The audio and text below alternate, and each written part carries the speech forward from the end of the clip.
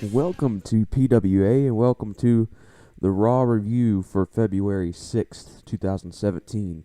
Today we're going to be reviewing the Raw that was, including Samoa Joe, Roman Reigns, Braun Strowman, and several more. So let's get into it. Let's start with the opening segment. It was Mick Foley, Stephanie McMahon standing in the ring, and they announced Samoa Joe. Mick very reluctantly announced Samoa Joe out. And he said that's how you wanted me to say it, and he doesn't like the company that Samoa Joe is keeping himself with, that is including Stephanie McMahon and Triple H. He doesn't like the way that Samoa Joe got his contract. So then Samoa Joe comes out. Mick and Steph were actually really good when Samoa Joe came out, and they bickered back and forth, and Stephanie said, once again, I have to do your job. And this is all setting the seeds for Mick Foley getting booted from Monday Night Raw is reportedly what's going to happen. And Samoa Joe gets on the mic, cuts a very good promo. Even though it was only like 2 minutes, it was a very good promo. Not as good as Triple H's last week, but it was very good promo. He didn't get the time that Triple H got. Roman comes out, kind of interrupting his promo, so he could have had longer. So it was actually pretty cool. When Roman came out, once he started talking, it was actually cool. When he came out, we thought it was all going to be the same old. His lines, while scripted, you could see that they were scripted. He's not quite that flowy yet. We're actually pretty good. He said it's his yard, so is that all but confirming that he's going against The Undertaker, which is all the reports are saying. So Roman says it's his yard now, and it was very cool to see Roman Reigns and Samoa Joe go face to face, especially with Roman Reigns' new. He's doing pretty good right now. He's Mean Roman, I guess you could say, next to Mean Neville. But next is Bayley versus Nia Jax. They came out, and Nia Jax, due to interference by Charlotte came out. And Bayley kicked her a couple of times, and Nia Jax hit the Samoan drop, which was, I guess, it was really brutal looking. So I guess that was the finisher, because she pinned Bayley 1, 2, 3, even though that's not really her finisher, I don't think. And apparently Charlotte versus Bayley is next week for the title. They just announced it right then, unless I'm just clueless, which that's very possible.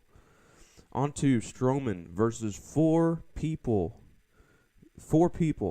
Strowman, he took on 4 jobbers from local talent, and it was hilarious that one of them just got out of there. One of them just left. That was hilarious, and he just destroyed these 3 people and used the other 2 guys to pin one guy, and 1, 2, 3, Strowman wins fairly easily. And this is good because Strowman comes out later in the episode. As long as he does something else, I'm fine with this, because this builds his monster character, and he comes out later and destroys Roman, but we'll talk about that later. Next is Tozawa versus Drew Gulak. I can't even begin to pronounce Tozawa's first name, so I'm going to say Tozawa. And Tozawa got the biggest crowd response on Monday Night Raw that any cruiserweight has gotten in months. I'm serious. He started doing the yeah, whatever he's doing, and they started chanting back to him. And he's very charismatic. Tozawa wins with that nasty German suplex. That's a very good German suplex. That's better than Brock Lesnar's suplex, because he's not throwing him. He's precisely putting him on his shoulders, just nailing him right on his shoulders. So that was that. Tozawa wins, and he looks strong, and he looks charismatic. Next was probably my favorite, and probably everybody's favorite segment of the night. Y2J and Kevin Owens come out and with the mic. And they get around to it, and Chris Jericho says there's this guy who's been calling himself the GOAT, who people have been calling the GOAT. And he said, I'm the GOAT. So he says, Tom Brady, for people calling you the GOAT, you just made the list. So Tom Brady is on the list. Now, I've listened to several people say that it's very annoying that he has to do this for every pop culture thing, but I thought it was very good. I laughed, so I got a kick out of it. And whoever says that it was annoying, they need to enjoy wrestling. I don't know. But he begins to propose like he has several times now, Kevin Owens versus Chris Jericho at WrestleMania 33 for the Universal Championship. He proposes it once again, and then very awkwardly, KO kind of says, I don't really want to fight my best friend. And Goldberg comes out. To my surprise, I didn't think Goldberg would come out, but then I saw, people have been saying that Goldberg's going to take the title off Kevin Owens, so I guess this is what's going to happen. Goldberg comes out and accepts Brock's challenge that Brock Lesnar gave to him. So he also challenges Kevin Owens at FastLane. He gets around to it. He says, Kevin Owens says, you know why I'm the longest reigning Universal Champion? And Goldberg says, because you haven't faced me. And so they set up the match for Fastlane. Y2J puts Goldberg on the list, supposedly. Goldberg puts himself on the list, really. And then Y2J gets around to it. He says, I've never liked you. And that's hearkening back to their backstage heat that they had. And he accepts Goldberg's challenge for Kevin Owens, laying the seeds. And this is very reminiscent of when Kevin Owens accepted Roman Reigns' challenge for the United States Championship a few weeks ago.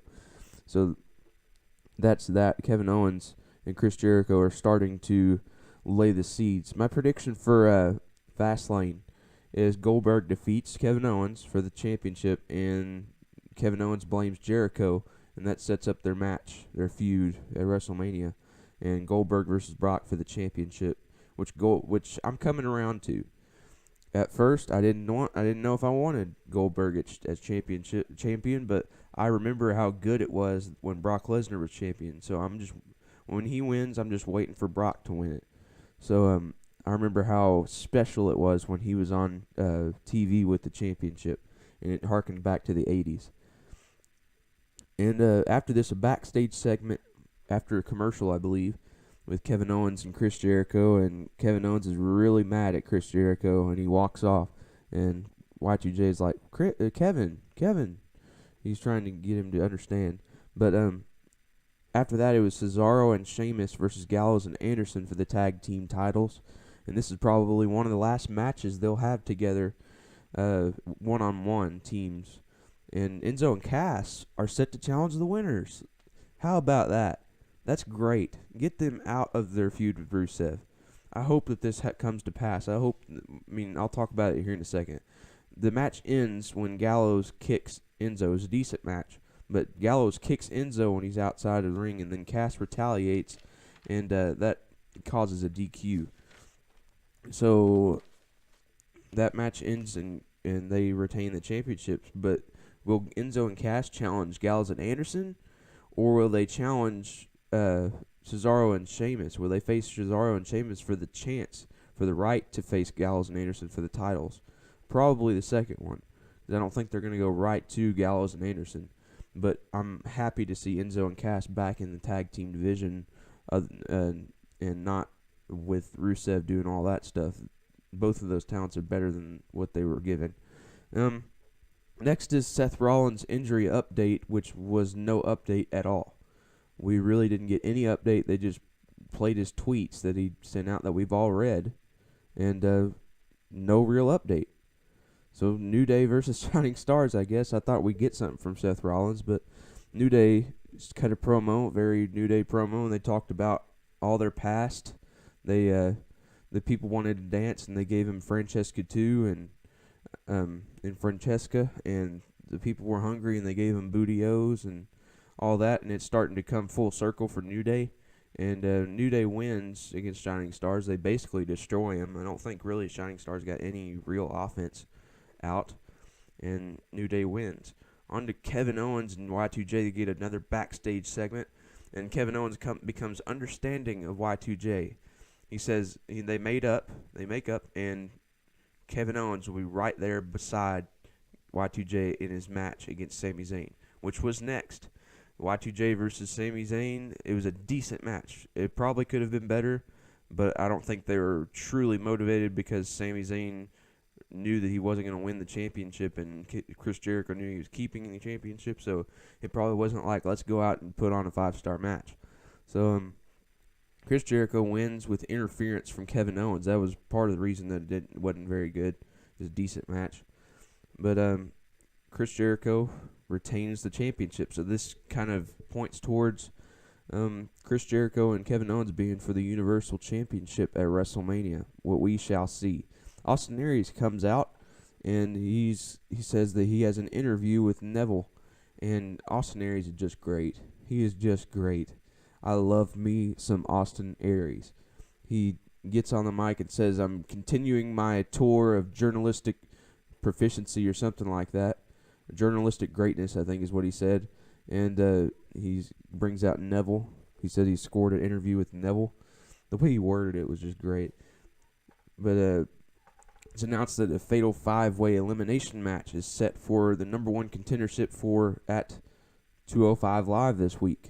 So I might actually watch 205 Live. I might actually watch it. You should watch it too this week. It's actually going to be exciting. I feel like this is a new era for 205 Live, a new era for the cruiserweights. Neville's champion. Rich Swann versus Neville is done, so we can start in a clean slate with probably Cedric Alexander, but I'm starting to think Jack Gallagher is going to get this match. So we'll see about that tonight on 205 Live.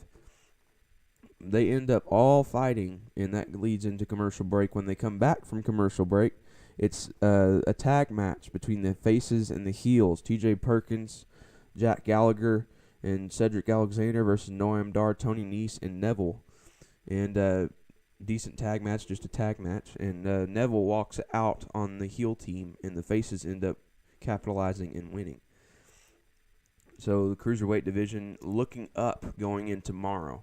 I'm actually kind of liking this, and the way that they were cheering Tozawa, it was very good. Tozawa is going to be champion sometime around the near future. And onto the main event, Samoa Joe versus Roman Reigns. This was a brutal encounter. Samoa Joe got most of the offense in because he attacked Roman from behind during his entrance. Samoa Joe, I'm liking this as a heel. In one segment earlier in the night, in one segment he got the crowd to cheer for him, and he got the crowd to boo, to end up booing him. That is a heel. That is a true heel right there, and that is what Roman needs to turn into, and I think that's what they're trying to turn him into, which is great. They're trying to turn him into a heel for Undertaker, I believe. And let me just say, a match versus Strowman is not the way to get him a heel. He's a bigger man, so I don't know.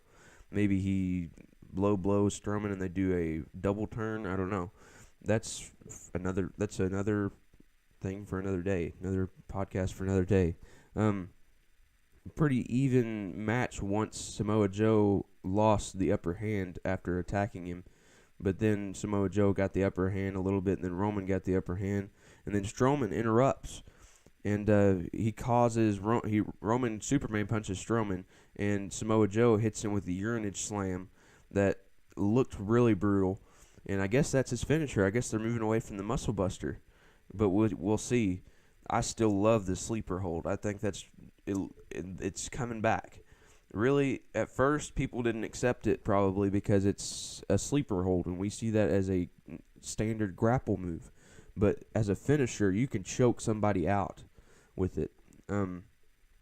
Joe wins, and after the match, Strowman absolutely obliterates Roman Reigns. This was one of the best moments in the match. He's throwing Roman Reigns all over the place, throws him into the stairs, and then he picks him up for his power slam, but he runs to the barricade and power slams him right through the barricade, as this picture shows. And it was just absolutely brutal. And I'm actually a little hyped for that match at FastLane, Strowman versus Roman Reigns. I would hope that Strowman is going to win. But, like I said earlier, if Roman wins with heel tactics, I'm fine with that. If he wins with a low blow and then a spear or something like that, he's going to have to win with 2 or 3 spears, mind you. But if he wins in a heelish way, that is great for me. I'm fine with Roman winning as long as it's in a heel fashion. And my overall thoughts for Monday Night Raw of February 6th, 2017 is a pretty good Raw. I'm actually being really positive about Raw this week because it wasn't a snooze fest. It had it had things all throughout that were really good. It had some filler, but it had some things that were really, really good. And I think that the filler stuff, like the New Day and kind of the Bayley and Nia they all had purpose to them. Bayley and Nia was to further Bayley versus Charlotte. It had a purpose to it. New Day has to be on the show, so it brings a purpose to them. So, I mean, it was all good. There wasn't really any filler that didn't seem like it needed to be there. And I got a couple questions. What's the plan for Samoa Joe? We still don't know what the plan is for Samoa Joe for WrestleMania and beyond. I mean, he's a main eventer, no doubt. But it doesn't look like he's going after the Universal Championship. So I don't know what he's going to do. He might face Strowman. That might turn into Strowman versus Joe. But it might be Triple H versus Joe. I don't know. And I'm glad that they're kind of separating from Triple H because I didn't really want him to be in that Seth Rollins-Triple H feud. And it kind of points towards Seth Rollins coming back.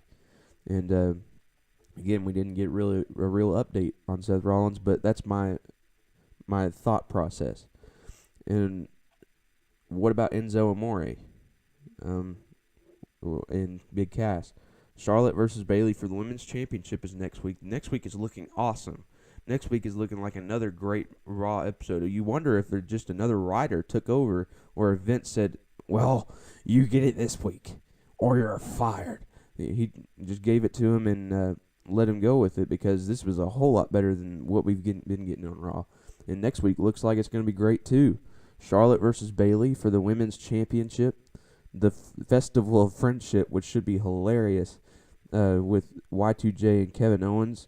Enzo and Cass going to be taking on somebody. Samoa Joe's going to be on the show. So it's going to be great next week if they can kind of do what they did tonight. They're not going to have Goldberg. They're not going to have Brock next week, probably.